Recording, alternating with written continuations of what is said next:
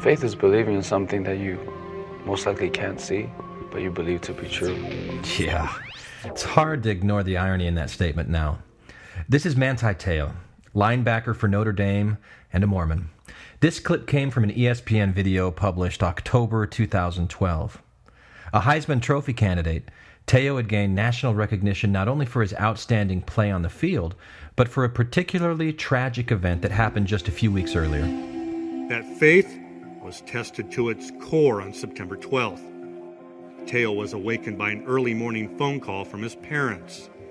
They told him his grandmother, Annette Santiago, had died after an extended illness.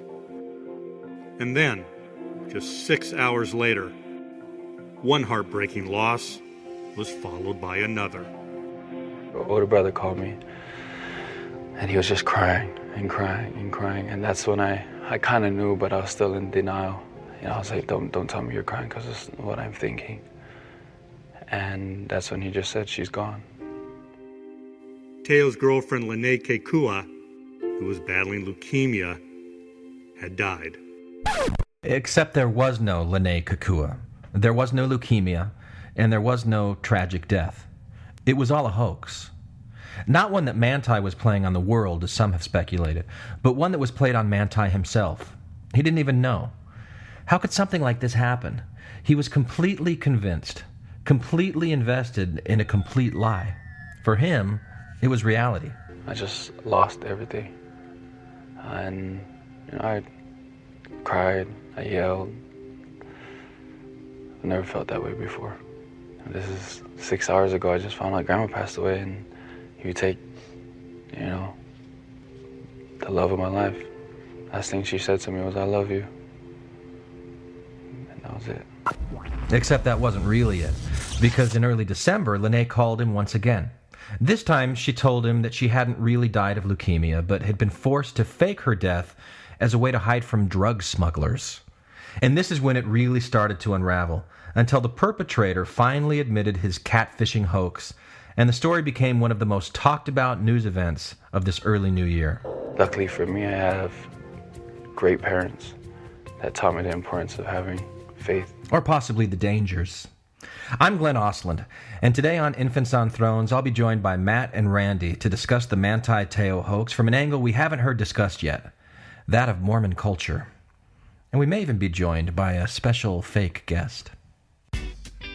Hello, this is the real fake Lennay Kekua. A lot of people have said that I'm fake. Maybe I'm a little superficial, but what do you want to know? I think Manti is a great guy. Anyway, Randy, this is what I want to say to you. Tonight, I know it's a special time for you, and I know there's certain things that you want to do. I can help you with that, big boy. Oh my God, what's this? This is Infants on Thrones, the philosophies of men mingled with humor. We are the core. So I thought the title of this could be The Things Hoped For That Are Not Seen. Right. But I've got to say, like, I mean, my whole approach on this is one of sympathy, really. You know, I mean, I don't want to go out and like blast him and make fun of him and, you know, in any small way that we might have any influence, you know, make things harder on him. I mean, I feel bad for the guy. Really, to be on this public stage and have this happen? Whew. Yeah, I find him to be a very simple... I listened to an interview of him on Dan Patrick a couple months ago, and I just listened to that and thought, wow, he's a very simple, naive guy. He didn't come off very sophisticated at all. That's all I mean. I don't mean to denigrate him. He just seemed, for the stage that he was on and what he was, you know, kind of moving towards, he just seemed really unsophisticated. Well, who's the athletic director for Notre Dame? I mean, this guy came out...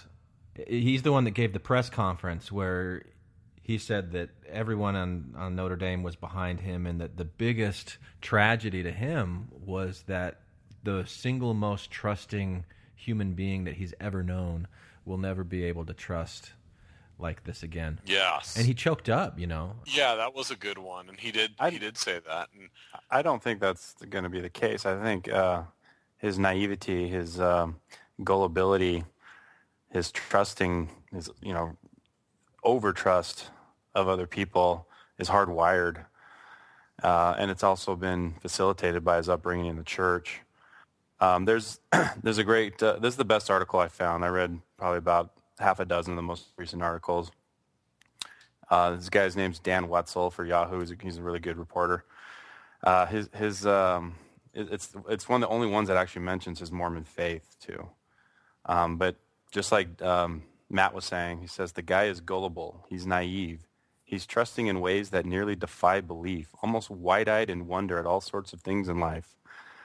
And then he went on to talk about how Te'o was almost the last person to believe that this Kekua did not exist. Even after Notre Dame had come with a big report and showed it to him, he still told Jeremy Schaap after all this had blown up on Deadspin that he still wasn't 100% sure she didn't exist. Well, and that's because he got this telephone call in early December from the woman who had been impersonating Kekua, and told him that she had to fake her death back in, was it September? Because there were drug dealers after her. He's got a girl who has, in 1 year, really like 7 months, 8 months, has been in a near-death car accident, was in a coma, was flatlined twice, revived both times, had a full recovery, got leukemia, died, and then came back and said that she was running from drug dealers and had to fake her death. And yet he still believed. And he also even admitted that she refused to Skype at any point during this relationship.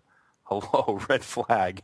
Skype? He said that they did Skype, but every time her screen would be black, and that he'd say, "I can't see you," and she'd say, "Well, that's weird. I can see you and me. I don't know what the problem is." That happened a couple different times. Well, so that's refusing to Skype. Sure, but it's something that would is believable at least. I mean, if the lies that they were using were fairly sophisticated, although when you string them together, they appear to be obvious. But in the moment. But before we get to I guess trusting towards Te'o and view him as the victim, there is always the chance that the guy is just smooth like a fox or stupid like a fox or whatever the phrase is, because remember he was going to go to USC, right? And yes, I'm still angry about that, by the way. Yeah. I've rooted against him ever since.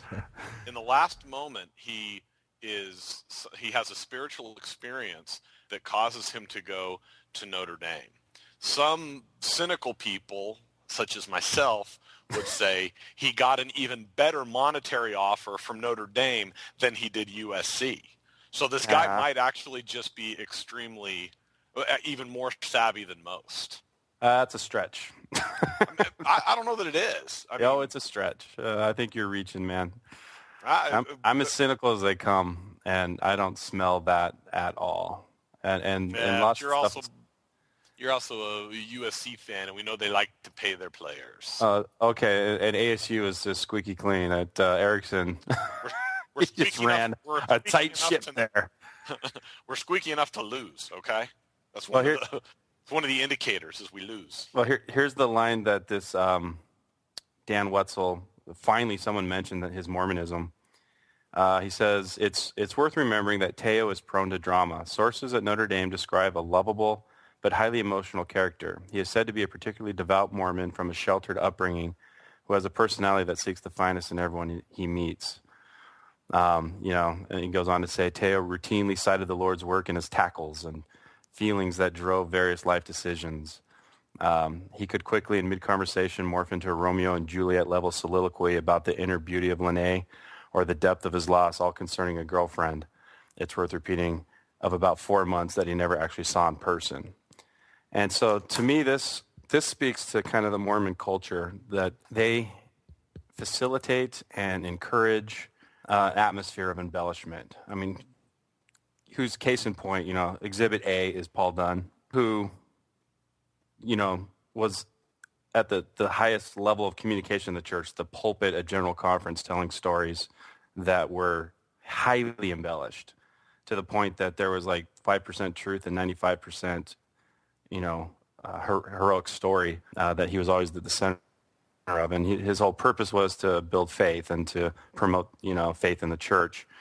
And so I look back at my experience in the church, what is it about the culture of the Mormon church that encourages this? Is everyone gets up, whether it's teaching a lesson, giving a talk, or bearing your testimony on Sunday, and wants to have the great story that they heard all these other people say. And so it kind of builds on itself, and everyone wants to have a great story to tell. And it's so easy. It's a human nature to embellish the story to make it sound better. And that's exactly what T'eo did. He embellished the story to his teammates, to his parents, to the media about the level of this relationship, that he'd actually met her, held her hand.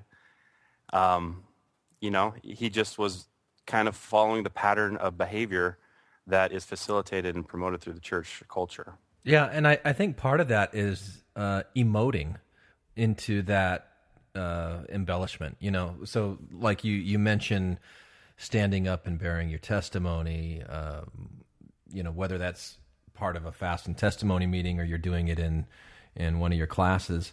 A lot of times when you start feeling that emotion, you manifest that through tears and choking up, and that's part of the performance of it that's really culturally ingrained. And the Glenn Beck effect is a good example of that. Yeah, but I mean, with Glenn Beck, he wasn't a product of that culture. He just kind of came into it. But I think he took it and he identified with it, embraced it, and but what Glenn Beck did on this TV show, and I've only seen it a couple times, is a really good example of what you will see in Mormon services, at least on the first Sunday of the month in testimony meeting. Yeah, just that deep level of sincerity and heartfelt.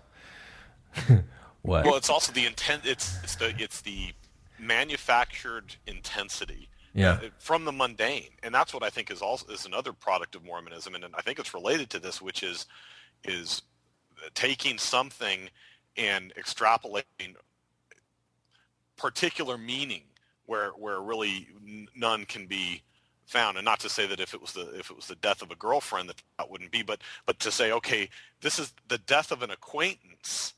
That he even if he perceived it as real, and a person that he never met in person, but that became of particular meaning to him, whereas it was just, well, this girl that I Twittered with a couple times, talked to a few times, whatever. It was still extrapolating more meaning than maybe what was rightful. In Mormonism, like the MO of Mormonism is making the banal profound, and you see it all the time with, or I saw it all the time when we have ward council.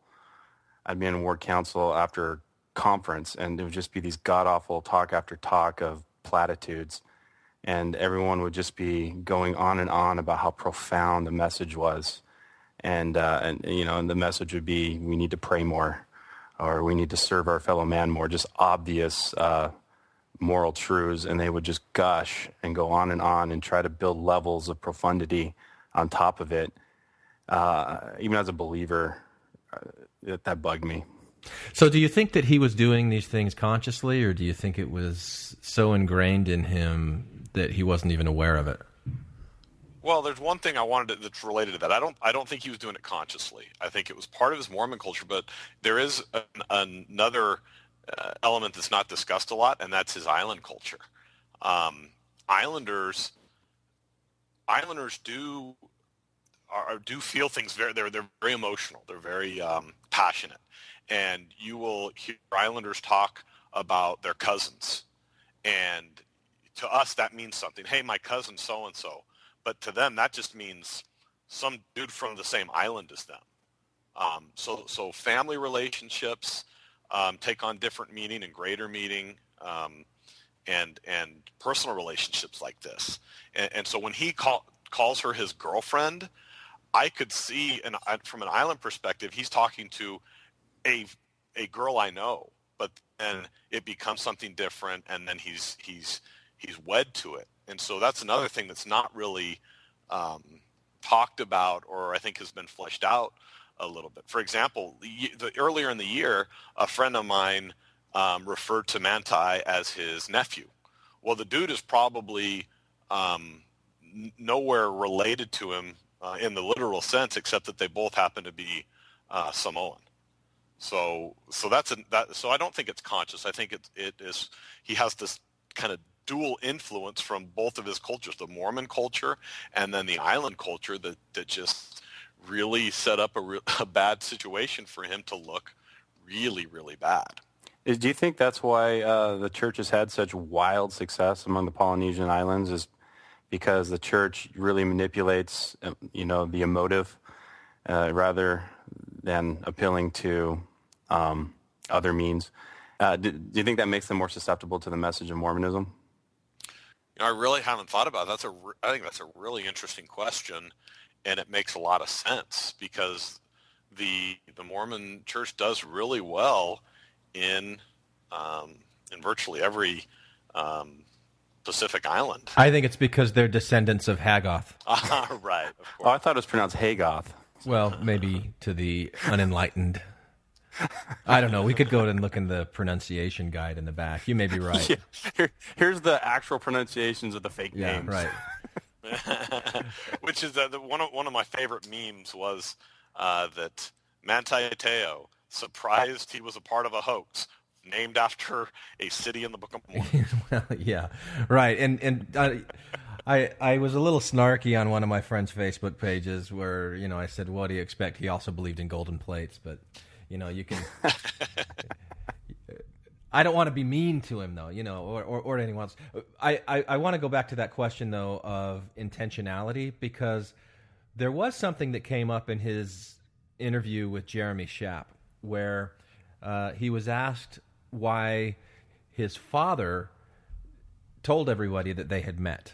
And so there was this occasion where he was in Hawaii and Kekua was supposedly in Hawaii as well, and so they arranged to go out and finally meet for the first time. And this was something that Manti's parents were really excited about. Hey, this guy, they're going to be able to meet this girl that he's been seeing online or whatever, this relationship. And he went there, and she didn't show up, of course. And he felt embarrassed, as you would. Whether you're stood up by a real person or not. But he explained to Jeremy Schaap that he knew it was kind of stupid to be so invested in this online relationship with a person he'd never met. And he knew that his father wouldn't approve of that. And so he wanted to avoid that disappointment and that judgment from his father altogether. And so when he got back and his dad asked him, how did it go? He said, oh, it was great. We had a lot of fun together. I knew that, I even knew that it was crazy that I was with somebody that I didn't meet.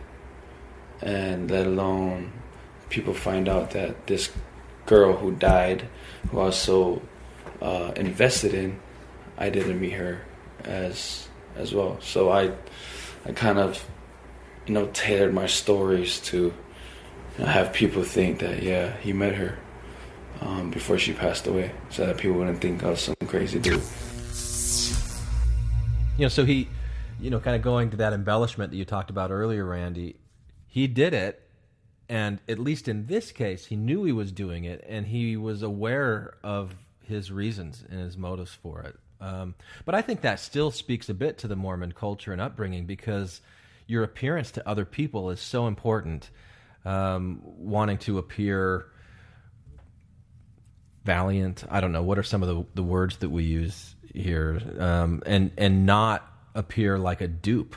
You don't want to ever admit that you're wrong or that you don't know something in Mormon culture, because it's so strongly based in certainty.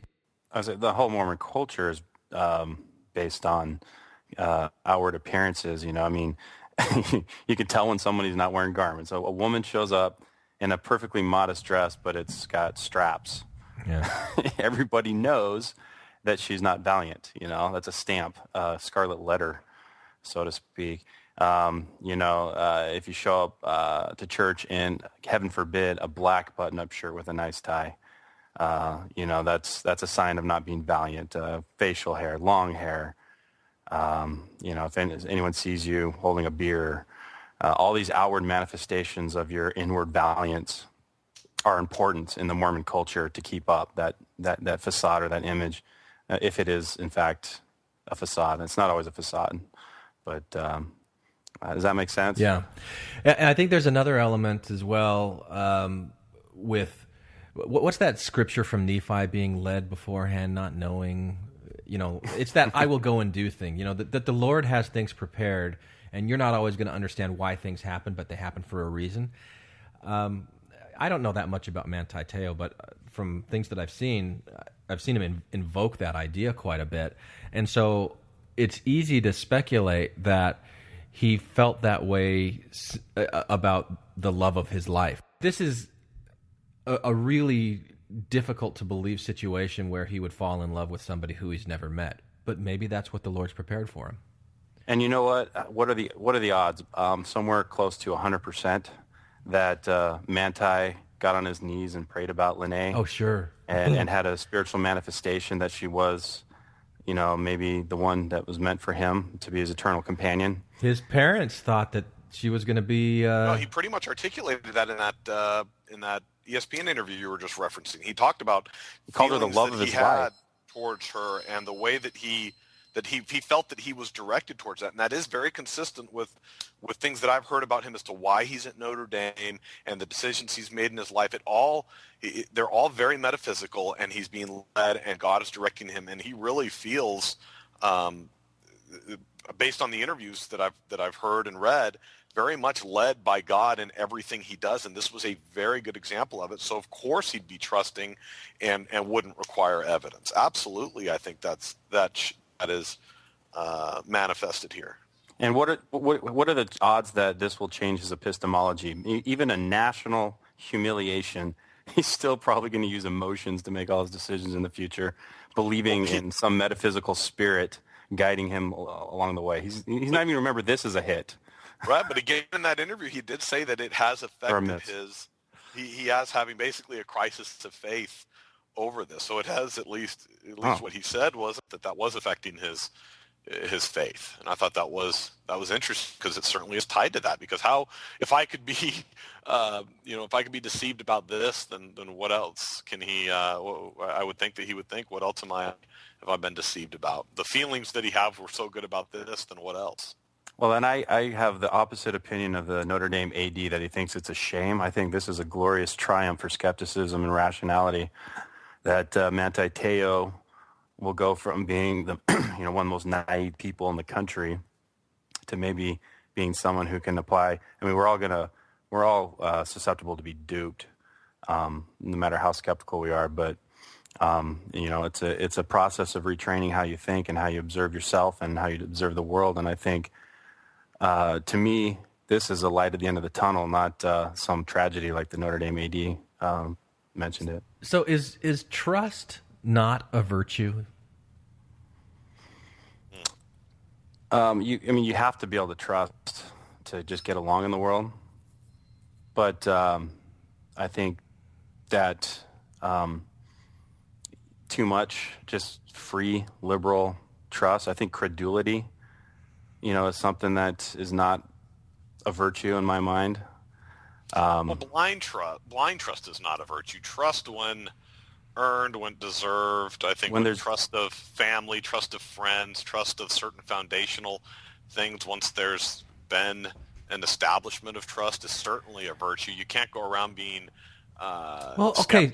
So let's cynical. Cynical is the word you're looking for, Matt, not skeptical. Yeah, that's it. So the opposite of trusting is cynical.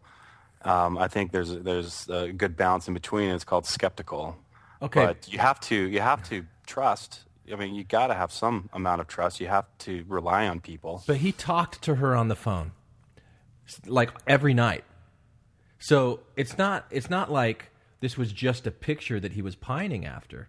There was a real person that he was interacting with. It never occurred to him, okay, say it was a woman behind the hoax instead of this Lennay Kekua guy. What if it was a woman? Did it ever occur to him that maybe there was a fake picture on Facebook and there was a, maybe a 300-pound Polynesian woman on the other line? He never, Skype, he never got to talk to her face to face, even on Skype. In this day and age, with the technology we have, if she won't get Skype to work, then he's going beyond normal trust and going to blind trust. Yeah, but he does explain that a little bit, and he says that other people had interactions with her, but then in retrospect, they had the same interactions, but it wasn't really articulated. So he'd say, "Do you know her?" And they'd say, "Yeah, I know her." And he would take from that, okay, this person and that person knows her and has had dealings with her, so she's real. So part of me actually finds his story believable, although naive. What I was most interested about is that there doesn't appear to be any a scam for money or something. I still don't see what the end game is for these people. This guy, well, according to one of the articles I read, this Tuiasa Sopo character targeted prominent members of the Polynesian community, and I really just think it was just a way for him to get into the lives. Because he got so involved in Teo's life that he would write a long one-page letter that Teo would get inspired for before every game, and they went undefeated this year. He would, get to talk to Teo after every game. He was able to get into the inner circle of a national celebrity. That, I think, is the motivation. Well, I also think it's interesting that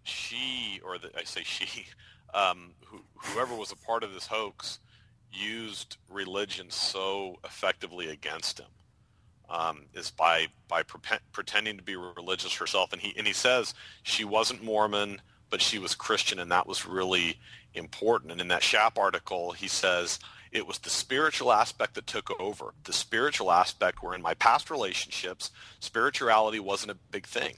It was something, but it wasn't in the forefront. She would always tell me that, Manti, the only man I love more than you is, well, two men, is God and my dad. I'll never put you in front of God. She would say stuff like that, and we'd say prayers at night before we'd go to sleep. And then we'd wake up in the morning, obviously because I was on the phone, she'd say another prayer. She would always tell me to be humble.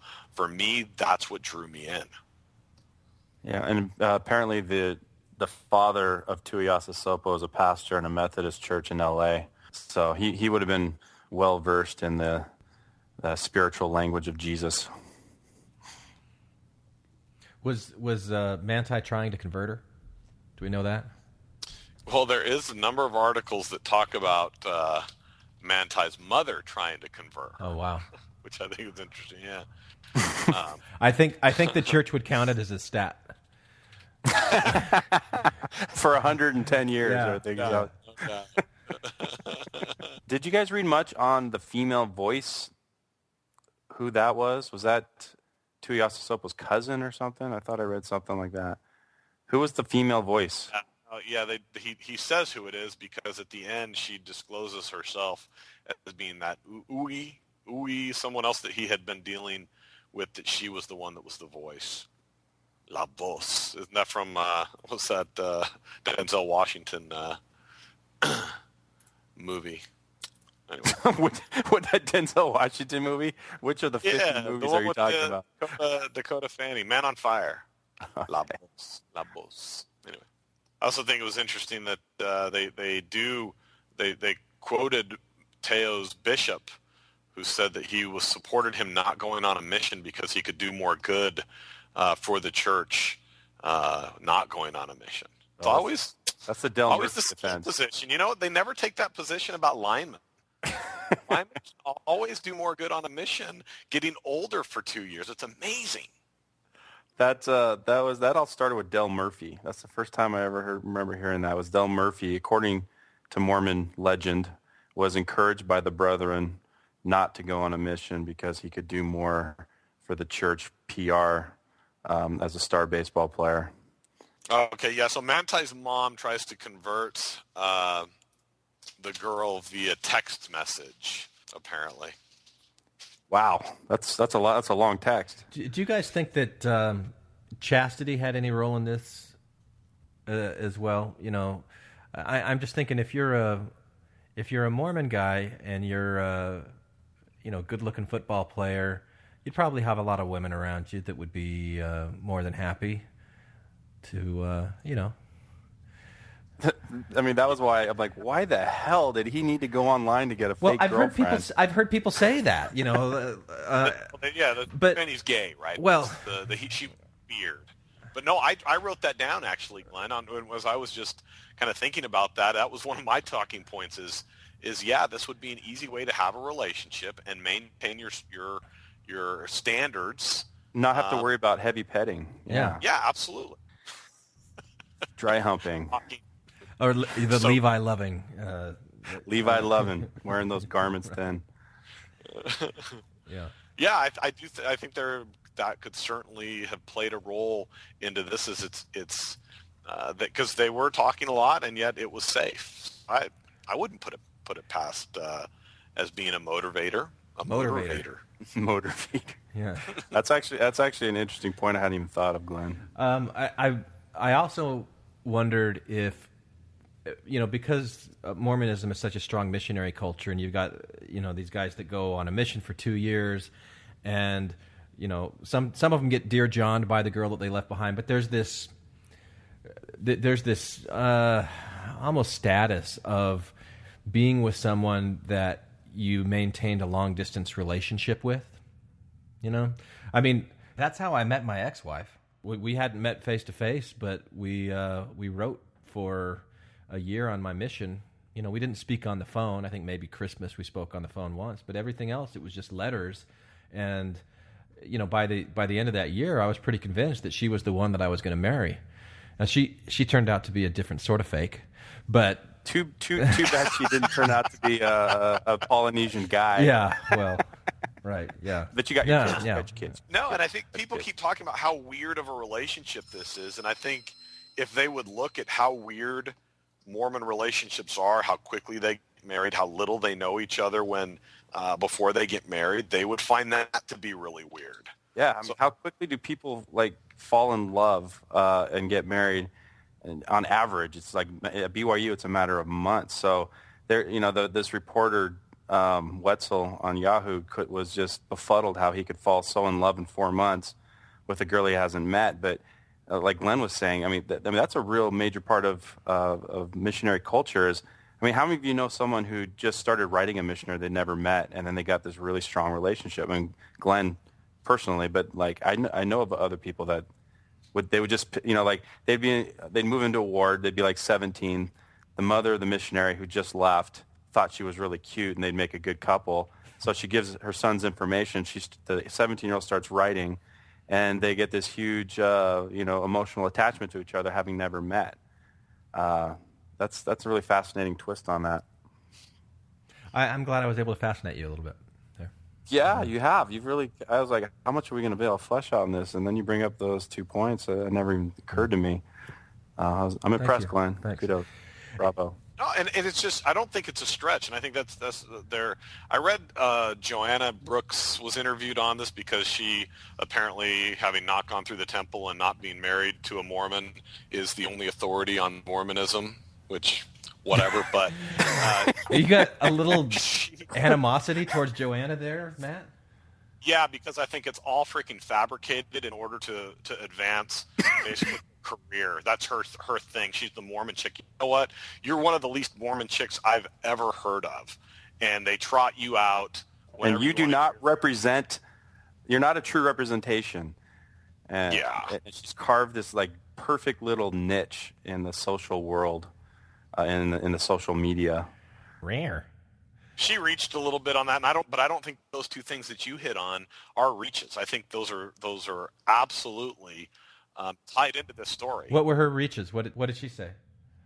She focused more on the Paul H. Dunn stuff, which I think, although interesting is less relevant here, because I don't know that he's fabricating as much as he is that is Te'o, as much as the second part that we started talking about taking something that's more mundane and creating something greater. So I mean, I guess it's tied in, but I don't think that it was a fabrication like Paul H. Dunn's were. So I see them as being distinguishable, I guess. Well, so why didn't you shoot Randy down when he brought up Paul H. Dunn? Because I like Randy. Yeah, that's what I thought. Well, I didn't think I made the same connection that she made.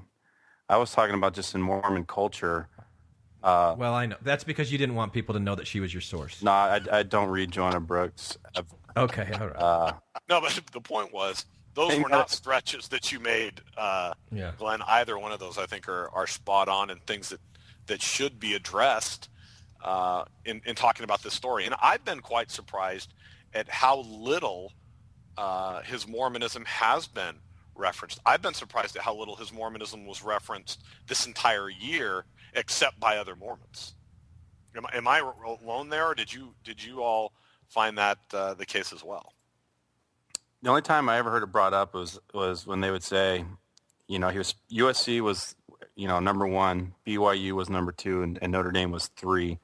And then the way he tells the story, and I even watched the press conference because, I was really into recruiting back then. And he pulled out the Notre Dame hat. He had those 3 hats. He put on the Notre Dame hat, and he said that he didn't even know what he was going to grab when he sat down at the table.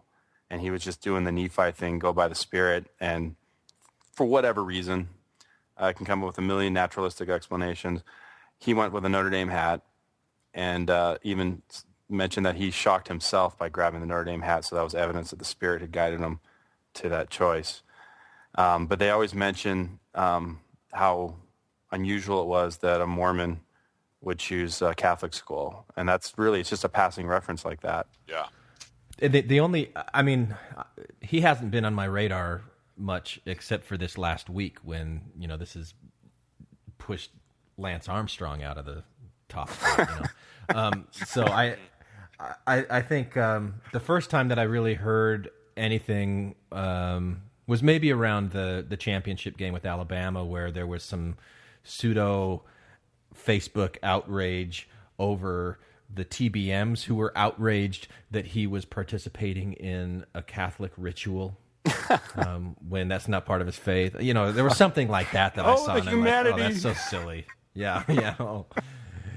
He's praying with the Catholics. Well, I definitely, because I do watch a lot of college football, and I do remember, I can even hear Brent Musburger's annoying voice in my head talking about Manti T'eo is playing with a heavy heart today, and they'd flash camera close up of T'eo, and he's crying on the sideline. He lost his breath. That's better than listening to Musburger drooling over the fake girlfriend. What did I say? No, but you remember Musburger was drooling over the quarterback. Alabama quarterback. Alabama. Yeah. Boy, if you're a young man, she is a looker. Someone like that. You know what I would do to that? I'd pick up a football. Yeah. Well, I'm a moron because I asked somebody, is Manti T'eo Mormon? And they looked at me. Manti. Yeah, I think so. Yeah.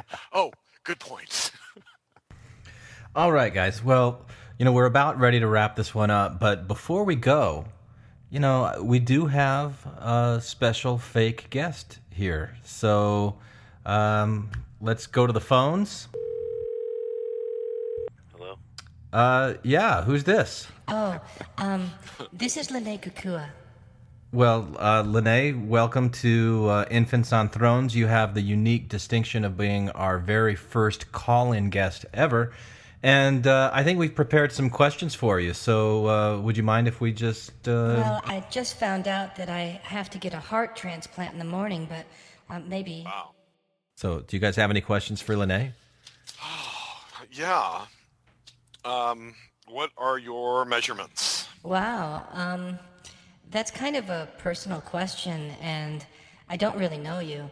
I will tell you that there's a 34 in there somewhere. You can guess where it goes. I've got one for Lennay. Did it bother you that Manti was a Mormon? No, not really. Have you seen that Book of Mormon book that they have and those pictures in there? Those guys are hot. Hey, Lennay, Yeah? what's your phone number?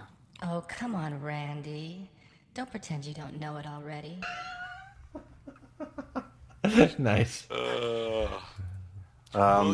Would you date a white guy? Well, I don't really date, but I'd be there for you if you needed me. Did you and Manti ever engage in heavy petting over the online? Define heavy. Hey, Lennay, what was Mark Sanchez like? Well, we never actually met, but I did convince him to get a tattoo of Rex Ryan wearing my Stanford volleyball jersey. What else do you want to know? What does SOAP stand for? Soap? Yeah, what are you talking about, Matt? Did you see he said that she taught him SOAP, which is some sort of a scripture trading game that they would do. Gosh. She would send a scripture and then he'd have to respond with the scripture. Sounds like scripture chase, yeah. I don't know what that's all about. You can't believe everything you hear, Matt. Tell me about Jesus, Lennay. He loves you, Randy, and he lives. Do you consider your recovery from the coma a miracle? Of course. Miracles happen every day. Did you have an out-of-body experience? I've actually never had an in one. Nice.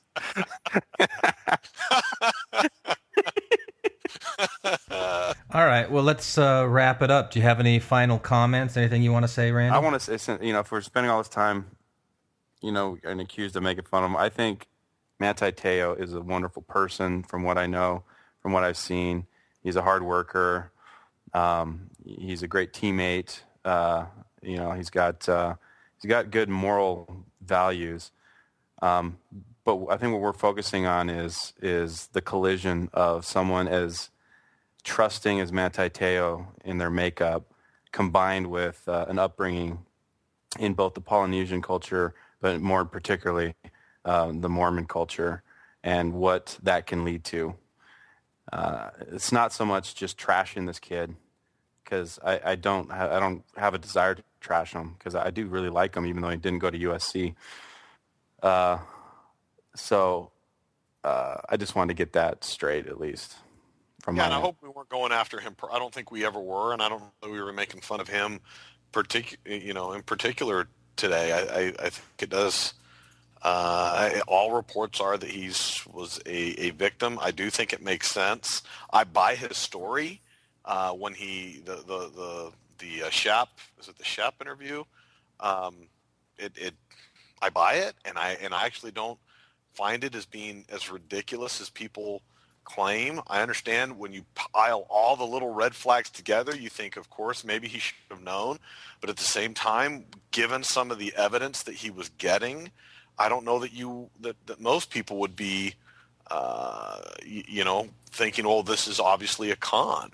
Absent somebody saying, by the way, why don't you send me, some money or some tickets or something over and over again? It just didn't. I don't think he's culpable. Well, I do not give him 100% exoneration because of the embellishment. But again, we kind of soften the tendency for embellishment is part of as a byproduct of the Mormon culture. But to me, he's not 100% innocent here, but he's definitely not some diabolical, sinister, plot, con man, plotter of this hoax. To me, he's mostly a victim, but he has some part in this as well. All right. Well, Lennay, you want to take us home? Sure thing. Anyone for the closing prayer? Oh my God, what's this? That is a great. That's great.